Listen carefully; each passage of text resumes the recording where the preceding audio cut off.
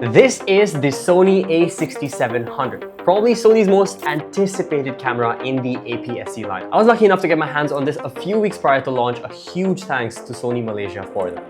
The reason why this is a pretty big deal is not just because you're getting some upgrades over the A6600, but because Sony is giving us some incredible features from the much more expensive flagship level cameras like the A7R5, the FX30, and the ZV-E1, making this probably the best hybrid camera within this price range. But is this camera too good to be true? Before we answer that, let me tell you some of the ridiculously amazing specs on this. First off, you're getting a 26 megapixel APS-C Exmor R sensor with the BIONZ XR image processing engine. You get high resolution video recording with this in 4K at 120 FPS with 422 10-bit color. There's a built-in AI processing unit with a ton of AI features. You get 11 frames per second of continuous shooting with auto exposure and autofocus tracking. But first, the build and the ergonomics. The main one and my personal favorite being the fully articulating display for the camera. This is honestly the best implementation of a display on any camera and makes everything so much easier, especially thanks to the touchscreen on here. Makes it super easy to navigate through and get through different menus and even turn around and vlog yourself if that's what you're into.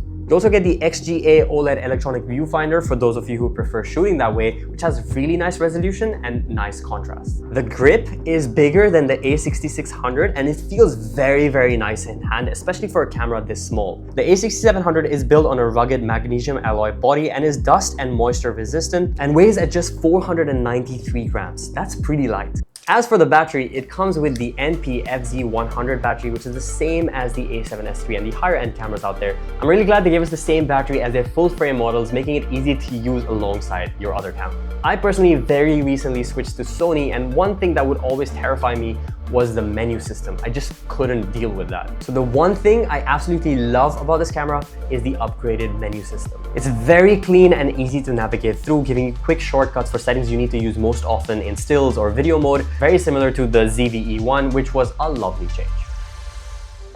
Now on to what really matters, the photo and video performance on the A6700. The A6700 is a powerhouse camera for capturing stills. With the new auto exposure algorithm, it can detect and adjust exposure for faces, giving you approximately 20% more reliable auto exposure than any of the previous models. I really enjoyed color grading these photos so much thanks to all the depth you're getting from this. Even in low light and high ISO situations, the performance of the sensor is very impressive. The ISO ranges from 100 all the way up to 32,000 for both stills and videos, which is expandable to 102,400 for the stills. Now, apart from shooting just RAW and JPEG, the A6700, just like the A7R5, is capable of shooting in the HEIF format as well. This is the first time an APS-C camera is capable of doing that. This gives you incredible image quality with twice the compression while saving you space and transfer speeds while still maintaining and not compromising on quality. The AI-based real-time tracking can be activated by specifying the subject and half pressing the shutter button.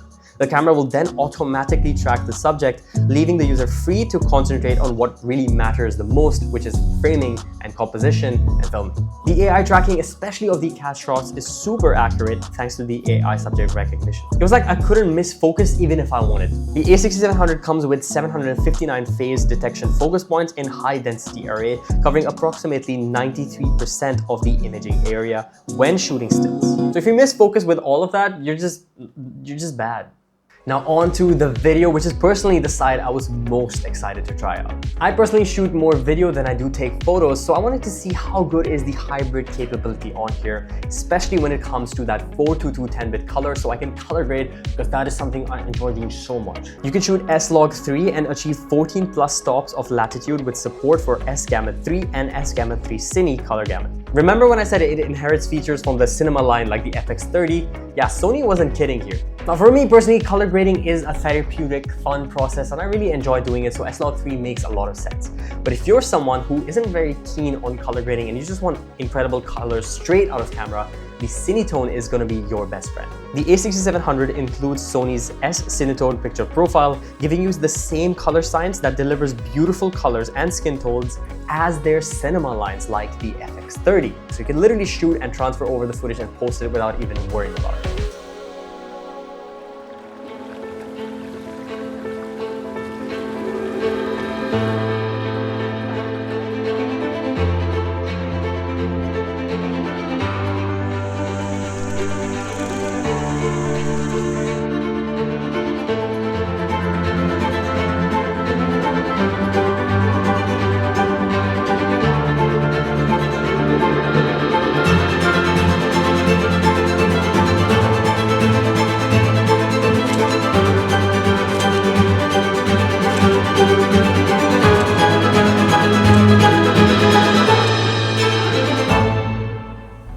truly an enjoyable experience, especially with an APS-C camera that's capable of doing 4K 120Hz 10 bit. It just blows my mind, honestly.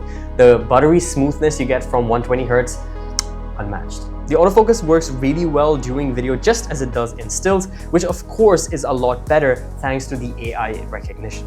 Another incredible thing that comes from the FX30 down to the A6700 is the active mode image stabilization. Active mode is an optical in-body 5-axis stabilization that provides much more stability, especially when it comes to video. You can switch between standard or active stabilization modes depending on whatever scenario.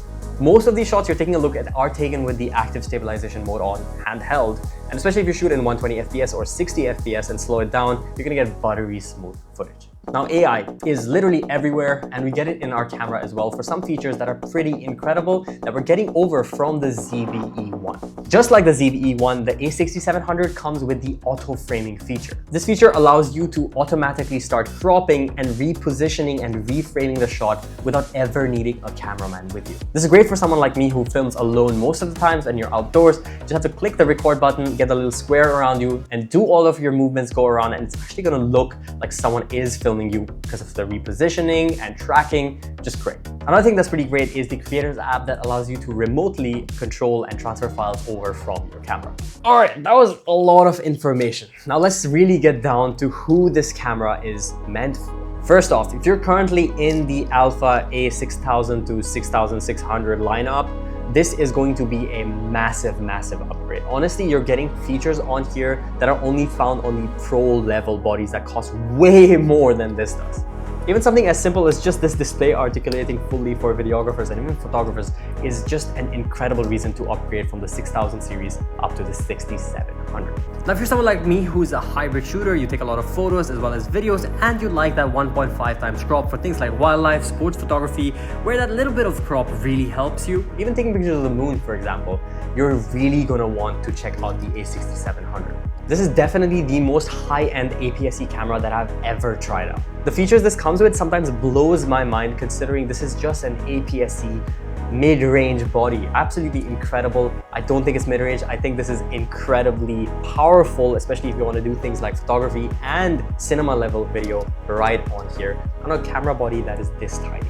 Just blows my mind. And of course, lastly, if you're someone who wants a second or even a third camera to shoot with, which is very tiny, fits in whatever pocket, has very light APS-C level lenses when you don't want to carry out big glass like I do, this is going to be an incredible choice for you as well. I'm going to go ahead and say it. This is the best APS-C camera on the market right now. There, I said it. Don't care. I believe it. All of these incredible features coming from the full frame cameras to an APS-C body, 10 out of 10 would recommend. For everyone who lasted this late in the video, thank you so much for watching. I've been missing for a year because I was focusing on growing my Instagram. We actually went from 4,000 followers from the last video that I posted to 400,000 followers on Instagram in a span of 1 year, which I'm pretty proud of. So yeah, if you guys are supporting that, thank you so much. I'll definitely see you guys again in more videos in the future, hopefully shot with the Sony cameras. Until then, thank you guys for watching, and I'll see you again in the next one.